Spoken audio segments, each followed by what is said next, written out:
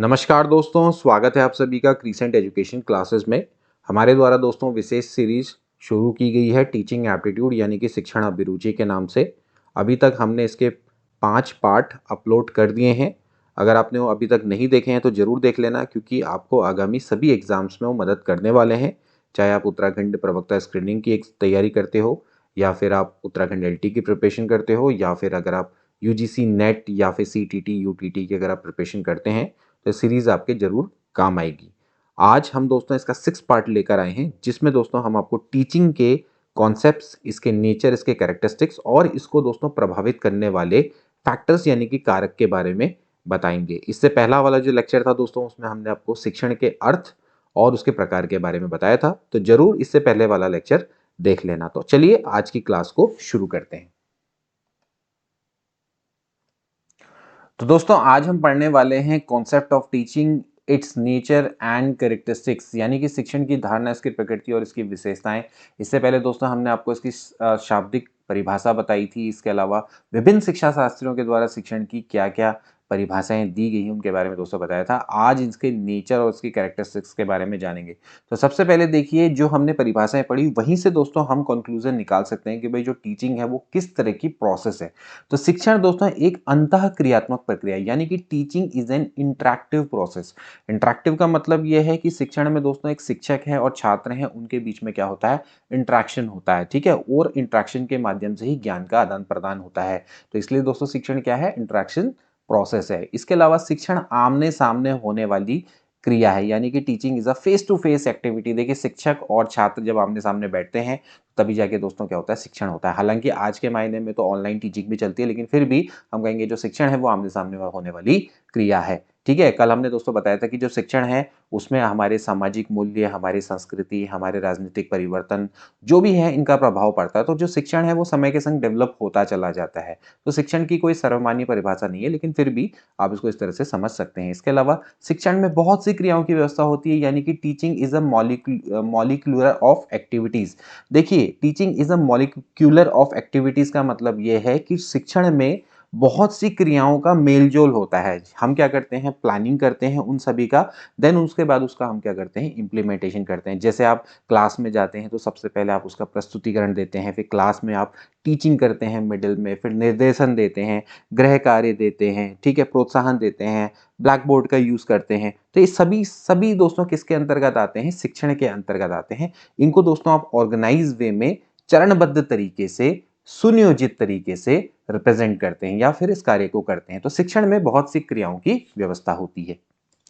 इसके बाद नेक्स्ट देखेंगे, शिक्षण एक सामाजिक प्रक्रिया है। Teaching is a social activity. जैसे भी दोस्तों मैंने आपको बताया था कि जो शिक्षक है उसमें शिक्षक और छात्र तो जरूरी है ही। इसके अलावा दोस्तों जो शिक्षण है उसमें हमारे सामाजिक मूल्यों का, हमारे राजनीतिक मूल्यों का, इसके अलावा जो हमारी कंडीशंस हैं चारों तरफ, उनका दोस्तों इम्पैक्ट पड़ता है। तो इसलिए दोस्तों ये अपने आप में क्या है, एक सोशल प्रोसेस है। इसके अलावा शिक्षण एक उद्देश्यात्मक प्रक्रिया है, यानी कि teaching is a goal directed activity. देखिए, जब शिक्षण हम करते हैं तो कोई ना कोई हमारे एम रहते हैं। ठीक है, उन एम को पूरा करने के लिए ही शिक्षण कार्य को किया जाता है, यानी कि जो हमारे शिक्षा के उद्देश्य हैं उनको पूरा करने के लिए। तो विदाउट एम आप टीचिंग कर नहीं सकते। जैसे अभी हम टीचिंग क्यों कर रहे हैं, अभी हम चाह रहे हैं कि इसका कोई ना कोई एम है इसके पीछे, कि हम चाहते हैं कि आप लोग अच्छा करें, प्रवक्ता स्क्रीनिंग का एग्जाम देंगे या फिर आप सीटीटी यूटीटी का एग्जाम देंगे, तो कोई ना कोई आपका उद्देश्य होता है, इसीलिए आप टीचिंग करते हैं। ठीक है ना, तो आप उस उद्देश्य की पूर्ति के लिए ही आप शिक्षण कार्य को करें। इसके अलावा शिक्षण का अवलोकन और विश्लेषण किया जा सकता है, यानी कि teaching is amenable to observation and analysis. देखिए, आप जब कोई भी टीचिंग है उनका आप साइंटिफिक तरीके से दोस्तों आप ऑब्जर्व भी कर सकते हैं, एनालिसिस भी कर सकते हैं। छात्रों में के व्यवहार में कितना वांछित परिवर्तन आ रहा है, वो कितना सीख रहे हैं, उनका विश्लेषण दोस्तों आप कर सकते हैं। शिक्षण से संप्रेषण कौशल का विकास होता है। Teaching is dominated by communication skills, यानी कि आप जब दोस्तों जब शिक्षक होते हैं तो आप छात्रों को जब पढ़ा रहे होते हैं या शिक्षण कार्य कर रहे होते हैं तो दोस्तों आप उनसे कम्युनिकेट करते हैं। तो जितना आप टीचिंग करेंगे तो आपका उतना ही कम्युनिकेशन स्किल्स का दोस्तों विकास होता है। तो शिक्षण से संप्रेषण कौशल का विकास होता है। शिक्षण दोस्तों एक व्यावसायिक प्रक्रिया है। Teaching is a professional activities. Of course it is a professional activities, क्योंकि दोस्तों जब आप शिक्षण कर रहे होते हैं तो उसमें दोस्तों आप अपने विद्यार्थियों की प्रगति और विकास चाहते हैं। ठीक है, तो उसी से दोस्तों वो अपने आप ही एक प्रोफेशनल एक्टिविटी बन जाती है। इसके अलावा देखिए शिक्षण विभिन्न प्रकार की क्रियाओं की एक संगठित प्रणाली है। Teaching is an organised system of varied action. तो देखिए जैसे मैंने अभी इससे पहले ही बताया था कि जो शिक्षण है उसमें कई सारी क्रियाएं हैं, उनका ऑर्गेनाइज सिस्टम होता है। ठीक है, जैसे कि आप प्रस्तुतिकरण देते हैं, प्रश्न पूछते हैं, इसके अलावा शिक्षण विधियों का आप दोस्तों प्रयोग करते हैं, शिक्षण साधनों का दोस्तों आप प्रयोग करते हैं, शिक्षण सहायक सामग्री का आप यूज़ करते हैं। इन सभी का यूज़ क्यों किया जाता है? ताकि आप छात्रों के व्यवहार में वांछित परिवर्तन ला सकें। इसके अलावा शिक्षण विभिन्न शिक्षण कौशल से युक्त एक विशिष्ट कार्य। Teaching is a specialised task comprising of different teaching skills. देखिए जब आप शिक्षण करते हैं तो उससे दोस्तों आपके जो शिक्षण कौशल हैं उनका विकास होता है। Teaching skills are very very important. तो जितना आप टीचिंग करेंगे उतना ही दोस्तों आपका शिक्षण कौशलों का विकास होगा। और शिक्षण कौशलों का यूज़ किस लिए किया जाता है टीचिंग के दौरान? ताकि आप विद्यार्थियों में वांछित परिवर्तन ला सके, उनके व्यवहार में परिवर्तन ला सके। तो इसलिए दोस्तों ये क्या है? विभिन्न शिक्षण कौशलों से युक्त एक स्पेसिफिक टास्क है। ठीक है, शिक्षण एक औपचारिक और अनौपचारिक प्रक्रिया है। देखिए टीचिंग एक फॉर्मल भी है और इनफॉर्मल प्रोसेस भी है। जब आप दोस्तों शिक्षण को विद्यालय के अंदर देते हैं तो वो औपचारिक कहलाता है। अब लेकिन जो टीचिंग है वो विद्यालय के बाहर भी हो सकती है, तो उसको हम क्या बोलेंगे? अनौपचारिक प्रक्रिया दोस्तों इसको बोलेंगे। तो टीचिंग क्या है? औपचारिक भी है और अनौपचारिक भी है। शिक्षण अनुकूल से लेकर अनुदेशन तक एक क्रमागत चढ़ाव की प्रक्रिया है। यानी कि teaching is a continuum activity from conditioning to instruction. देखिए जो शिक्षण है उसमें दोस्तों अनुकूलन भी है, मतलब कि छात्रों को जो पढ़ाया जाता है तो उससे अनुकूल किया जाता है, उसके बाद दोस्तों उसमें इंस्ट्रक्शन भी दिए जाते हैं, यानी कि अनुदेशन भी दिया जाता है। तो एक तरह का एक क्रमागत चढ़ाव की दोस्तों ये प्रक्रिया है। ठीक, तो ये आपके दोस्तों टीचिंग के कुछ नेचर हैं। इसके अलावा देखिए और भी हैं, जैसे टीचिंग है और ये एक दोस्तों भाषाई प्रक्रिया है। जब दोस्तों आप शिक्षण करते हैं तो उसमें अपने यहाँ पे आपको भाषा की जरूरत होती है। विदाउट लैंग्वेज तो कोई भी शिक्षण कार्य पॉसिबल ही नहीं है। तो कोई ना कोई आप भाषा यूज़ करेंगे, अगर आप इंग्लिश का यूज़ करेंगे या फिर आप हिंदी का यूज़ करेंगे, कुछ ना कुछ तो यूज़ करेंगे। तो इसलिए दोस्तों टीचिंग क्या है? It is a linguistic process. और शिक्षण एक उपचारात्मक प्रक्रिया है। देखिए teaching is a remedial process. देखिए जब हम शिक्षण कार्य करते हैं तो उसमें जितने भी छात्रों की कमियां हैं उनको हम चिन्हित करते हैं और फिर उनको दूर करने का प्रयास करते हैं। तो ऑफ कोर्स दोस्तों ये क्या है? एक रेमेडियल प्रोसेस भी है। ठीक है, इसके अलावा शिक्षण एक प्रभाव निर्देशित प्रक्रिया है, यानी कि teaching is an influence directed activity. देखिए कोई भी जब आप शिक्षण कार्य करते हैं, कोई भी शिक्षक होता है तो शिक्षक का प्रभाव अपने छात्रों पर पड़ता है ना? चाहे वो आपका पॉजिटिव इम्पैक्ट हो, चाहे आपका नेगेटिव इम्पैक्ट हो। लेकिन दोस्तों जब शिक्षण कार्य आप करते हैं तो टीचिंग के दौरान जो शिक्षक हैं उनका प्रभाव अपने छात्रों पर पड़ता है। इवन जो छात्र हैं उनका प्रभाव भी शिक्षकों पर पड़ता है। तो teaching is an influence directed activity. Okay, इसके बाद शिक्षण एक परिवर्तनशील प्रक्रिया, यानी कि teaching is a dynamic process. Dynamic process का मतलब ये है कि दोस्तों परिस्थिति के अनुसार आपको शिक्षण में अपने परिवर्तन करते रहना पड़ता है। इसीलिए दोस्तों ये क्या है? डायनेमिक प्रोसेस है। इसके अलावा टीचिंग एक तर्कसम्मत प्रक्रिया है, यानी कि टीचिंग एक लॉजिकल एक्टिविटी है। Teaching is a logical activity. भाई टीचिंग में जब भी आप कार्य करते हैं तो तर्क का उसमें कार्य होता है। तो तर्क सम्मत आपकी क्या है? प्रक्रिया है। ठीक है, जैसे तर्क का मतलब क्या है कि जैसे आप उसमें एनालाइज करते हैं, ठीक है, क्लासिफिकेशन करते हैं, ठीक है, और इसके अलावा आपने संश्लेषण विश्लेषण सुना होगा। तो ये दोस्तों आपकी क्या है? तर्क सम्मत प्रक्रिया है। इसके बाद दोस्तों शिक्षण एक विकासात्मक प्रक्रिया है। Teaching is a developmental activity. देखिए डेवलपमेंटल एक्टिविटी का मतलब यह है कि जब आप दोस्तों शिक्षण कार्य करते हैं तो हम निरंतर अपने छात्र के व्यवहार में परिवर्तन करते हैं, यानी कि उनके ज्ञान में वृद्धि करते हैं और फाइनली उनका दोस्तों क्या होता है? विकास होता है। ठीक है, इसके अलावा शिक्षण एक त्रिध्रुवीय प्रक्रिया है। देखिए जो BS ब्लूम थे, ब्लूम के द्वारा दोस्तों माना गया है कि जो शिक्षण है वो त्रिध्रुवीय प्रक्रिया है। इसमें एक ध्रुव में शिक्षण के जितने उद्देश्य हैं वो आते हैं, एक ध्रुव में दोस्तों अधिगम के अनुभव आते हैं, जबकि जो तीसरा फैक्ट है दोस्तों वो व्यवहार में परिवर्तन है। ठीक है, तो teaching is a tripolar process. इसके अलावा शिक्षण एक निर्देशन की प्रक्रिया है, यानी कि teaching is a guidance process. निर्देशन के कार्य में क्या किया जाता है दोस्तों? बच्चों की समस्याओं का समाधान किया जाता है। वही दोस्तों कार्य शिक्षण में भी होता है। शिक्षण से व्यवहार में परिवर्तन होता है, जिसके बारे में हम कई बार डिस्कस कर चुके हैं। अगर आप शिक्षण करते हैं तो वो चेंज करता है बिहेवियर को। इसके अलावा दोस्तों शिक्षण एक कला भी है और विज्ञान भी। Teaching is an art as well as science. अब देखिए एक समर्थक हैं जो कि शिक्षण को दोस्तों एक कला मानते हैं, यानी कि वो कहते हैं कि जो शिक्षण है वो ईश्वर की देन है और इसको दोस्तों डेवलप नहीं किया जा सकता। जबकि दूसरे हैं जो कि इसको साइंस मानते हैं, क्योंकि भैया कई साइंटिफिक रिसर्च से प्रूव हो चुका है कि अगर आप शिक्षण विधियों का, शिक्षण कौशलों का अच्छे से प्रयोग करेंगे तो प्रभावशाली शिक्षकों को तैयार किया जा सकता है। अब कुछ लोग इसको दोस्तों कला भी मानते हैं और विज्ञान भी मानते हैं, क्योंकि दोस्तों इसकी दो प्रोसेस होती हैं। एक होता है प्लानिंग यानी कि नियोजन, और दूसरा होता है प्रोसेस, ठीक है, यानी कि आपने क्लास में जाके पढ़ाना है। तो जो प्लानिंग है दोस्तों वो क्या है, इसको विज्ञान बनाती है, यानी कि एक साइंटिफिक वे में आप तैयारी कर सकते हैं। प्रोसेस का मतलब है कि आफ्टर ऑल दोस्तों जो क्लास में पढ़ाना है तो वो अपने आप में क्या है, कला है, ठीक है, यानी कि आप किस तरह से पढ़ाएंगे। उस जो आपने सीखा भैया, कोई भी चीज है आपने पीछे बैठ के सीखी, आप उसको, आपके अंदर वो कला है कि किस तरह से आप उसको आप बच्चों के सामने प्रेजेंट करते हैं। तो एक तरह से शिक्षण विज्ञान भी है और कला भी है। तो दोस्तों अभी तक हमने पढ़े शिक्षण की कैरेक्टरिस्टिक, यानी कि शिक्षण का नेचर क्या होता है। अब हम दोस्तों पढ़ेंगे भैया अच्छे शिक्षण की क्या विशेषताएं होती हैं। जो अच्छा शिक्षण दोस्तों हम करना चाहते हैं तो उसमें क्या क्या विशेषताएं होती हैं। देखिए सबसे पहली बात है, जो अच्छा शिक्षण है दोस्तों वो निर्देशात्मक होता है, ठीक है, यानी कि आपका डायरेक्टिव होता है, जो डायरेक्शन बताता है, ये नहीं कि आदेशात्मक हो। भाई आप आदेशात्मक के स्थान पे हमेशा जो शिक्षण है वो निर्देशात्मक होना चाहिए, यानी कि डायरेक्टिव होना चाहिए।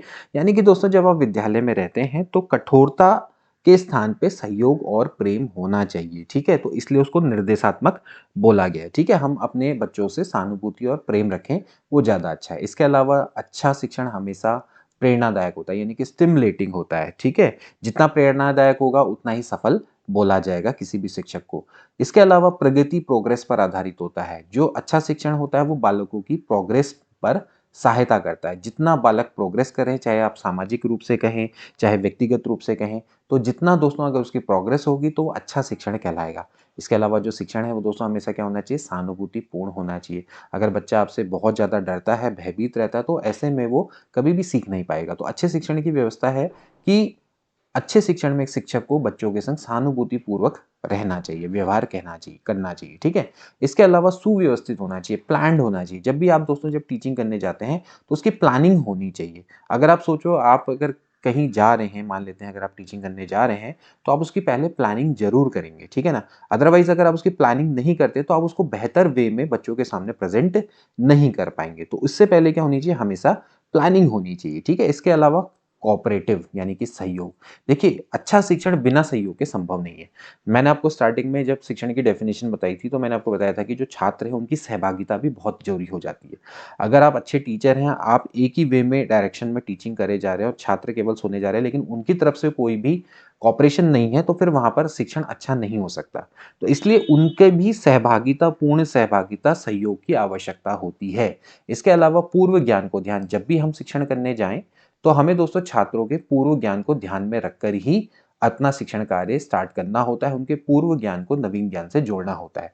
इसके अलावा अच्छा शिक्षण हमेशा प्रजातांत्रिक होता है, यानी कि डेमोक्रेटिक होता है, यानी कि छात्रों को भी अपनी अभिव्यक्ति को प्रेजेंट करने की छूट होती है। ऐसा नहीं कि आप एक तरफ से पढ़ाए जा रहे हो, छात्र बस सुने जा रहे हैं, उनको अपनी अभिव्यक्ति को शो नहीं कर सकते, ठीक है। तो वहां पर दोस्तों जो अच्छा शिक्षण होगा वो हमेशा डेमोक्रेटिक होगा।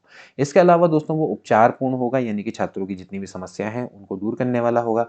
बालक में दोस्तों कॉन्फिडेंस उत्पन्न करने वाला हमेशा आपका शिक्षण होना चाहिए। एक ऐसा शिक्षण होना चाहिए जो कि बालक को आत्मविश्वास से दोस्तों भर दे। और इसके अलावा दोस्तों जो अच्छा शिक्षण होगा वो बाल केंद्रित होगा, यानी कि दोस्तों बालक, आपको पता है हर बालक अलग है, तो उसकी रुचियों, उसकी क्षमताओं, उसकी जिज्ञासाओं, उसकी मानसिक क्षमताओं के दोस्तों को अकॉर्डिंग होना चाहिए।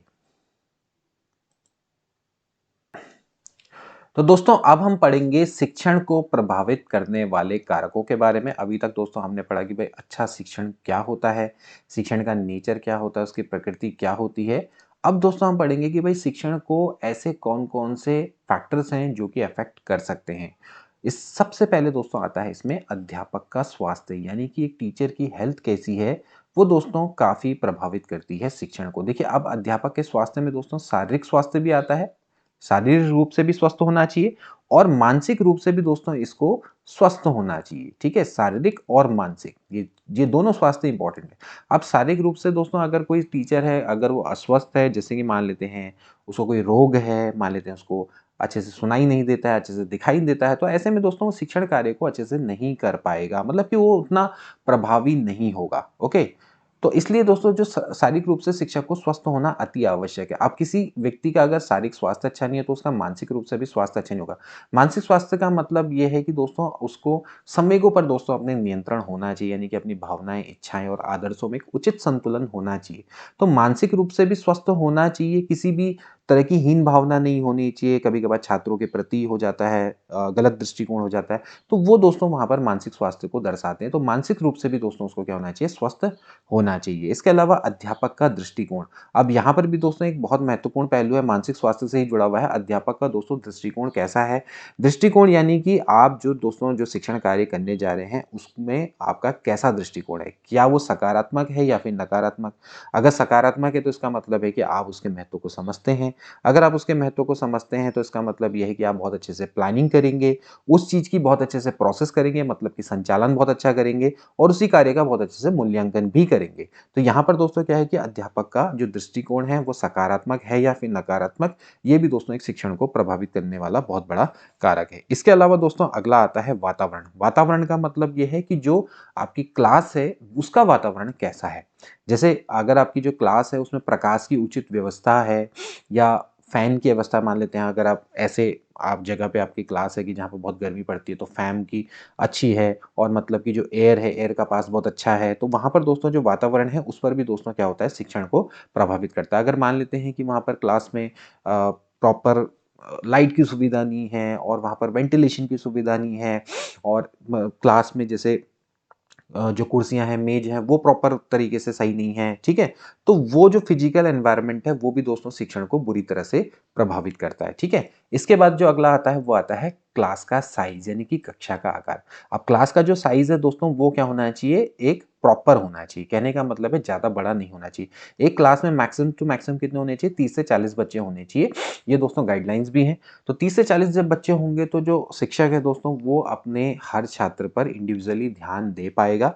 ज़्यादा छात्र होने से जो शिक्षक है दोस्तों हर छात्र पर ध्यान नहीं दे पाता है, जिससे कि अनुशासन की समस्या पैदा हो जाती है। ठीक है, इसके अलावा दोस्तों अगला आता है दृश्य श्रव्य सामग्री, यानी कि जो आपके टीचिंग एड्स है, इसमें ऑडियो विजुअल एड्स दोस्तों, जो कि आपकी इंद्रियों को एक तरह से सक्रिय कर देता है। जब हम दोस्तों श्रव्य दृश्य सामग्री का यूज करते हैं तो आपकी दोनों इंद्रियां, आपकी आंखें भी कार्य कर रही हैं, आपके कान भी कार्य कर रहे हैं। तो जब आपकी ज्यादा इंद्रियों का प्रयोग होता है तो उस समय पर जो लर्निंग होती है वो उतनी ही अच्छी होती है। तो जैसे आप श्रव्य दृश्य सामग्री का जब प्रयोग करेंगे तो उससे दोस्तों आपका जो शिक्षण है वो बहुत ज्यादा प्रभावित होता है। ये चीज ध्यान रखनी है।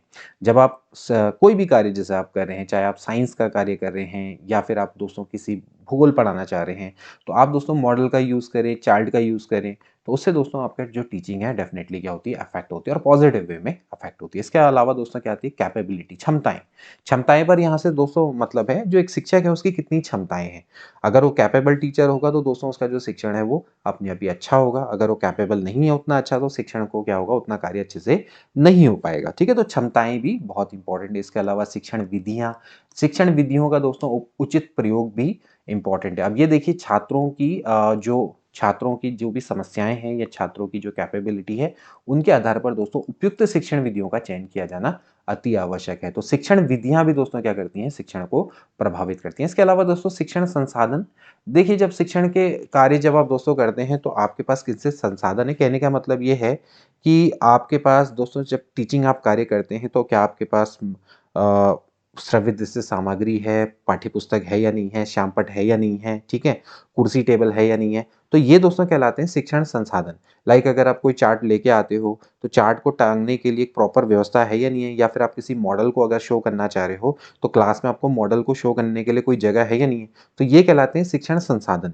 अब ये अगर किसी क्लास में अवेलेबल नहीं होगा तो अपने आप ही दोस्तों आपका जो शिक्षण कार्य है वो गलत तरीके से प्रभावित होगा। ऑन दी अदर हैंड अगर ये चीजें आपके पास प्रॉपर रहेंगी, आपको पता है कि यार चार्ट में लेके आया हूँ, इसको प्लेस करने की ये प्रॉपर जगह है, तो वहां पर दोस्तों आपको क्या होगा कि आपको वो चीज अच्छी लगेगी, आप उसको और बेटर वे में एलोबरेट कर पाएंगे, यानी कि आप परेशान नहीं होंगे मानसिक रूप से। तो आपका जो टीचिंग है वो अपने आप ही अच्छी हो जाएगी। इसके अलावा दोस्तों जो यहाँ पर है विद्यार्थी की प्रकृति, विद्यार्थी की प्रकृति भी दोस्तों बहुत ज्यादा मैटर करती है। आपका जब शिक्षण कार्य के दौरान वो आपस में कितना सहयोग दिखाते हैं और कितना वो उनकी रुचि है, अभिरुचि है, उनका दृष्टिकोण कैसा है, ठीक है, उनकी बुद्धि लब्धता कितनी है, या फिर आप कह सकते हैं उनकी बुद्धि कितनी है, कितने इंटेलिजेंट है, उनको पूर्व ज्ञान कितना है, सारी के सारे उनका शारीरिक स्वास्थ्य कैसा है, मानसिक स्वास्थ्य कैसा है, ये सभी दोस्तों आपके क्या है, प्रभावित करते हैं कहीं ना कहीं शिक्षण कार्य को। तो दोस्तों ये थे दोस्तों आपके शिक्षण को प्रभावित करने वाले कारक। आई होप दोस्तों आज का लेक्चर आपको बहुत अच्छे से समझ में आया होगा, और दोस्तों एग्जाम के दृष्टिकोण से ये आपके लिए काफी उपयोगी सिद्ध होगा। तो आज की वीडियो के लिए दोस्तों इतना ही, मिलते हैं अगली वीडियो में। Till then take care and good bye.